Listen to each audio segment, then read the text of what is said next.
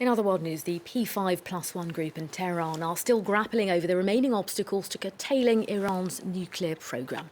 While the discussions already in their 12th day could now be prolonged until Friday, Washington stressed earlier that extending the talks would allow for differences on both sides to be addressed.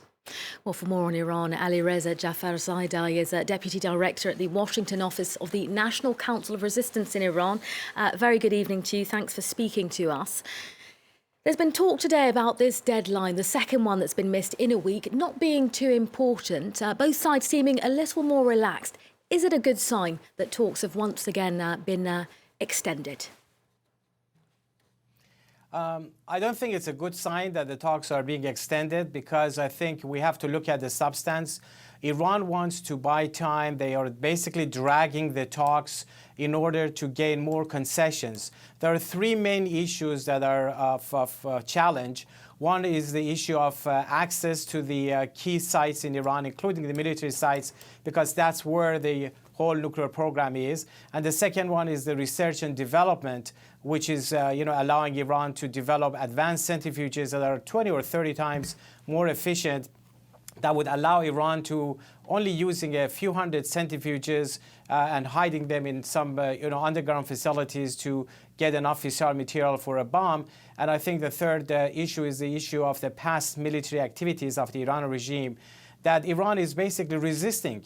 The fact that it's dragging shows that Iran is delaying, and they want to gain more concessions. This is the time for the international community to stand firm and not to give in to Tehran's tactics of delay and get more concessions.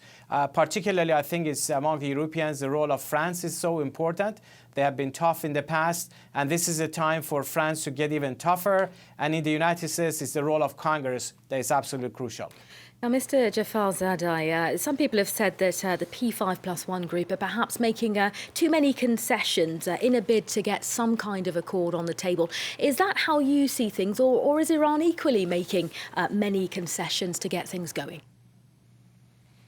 I think, from any standpoint you look at it, the West, the P5+1 have provided too many concessions to the Iranian regime.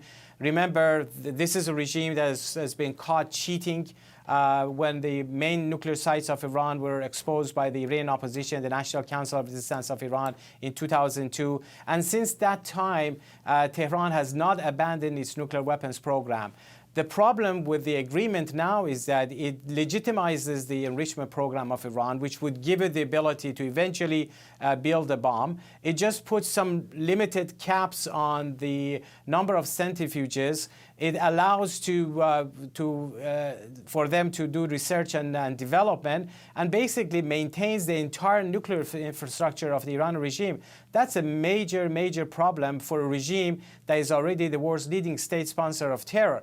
But one thing I think the Western countries should realize is that this regime is desperate. They are in big trouble, both in terms of economy and as a result of sanctions, but they're facing a very discontent population that is very dissatisfied with this regime. So this is the time to get concessions from the Iranian regime, not to give concessions.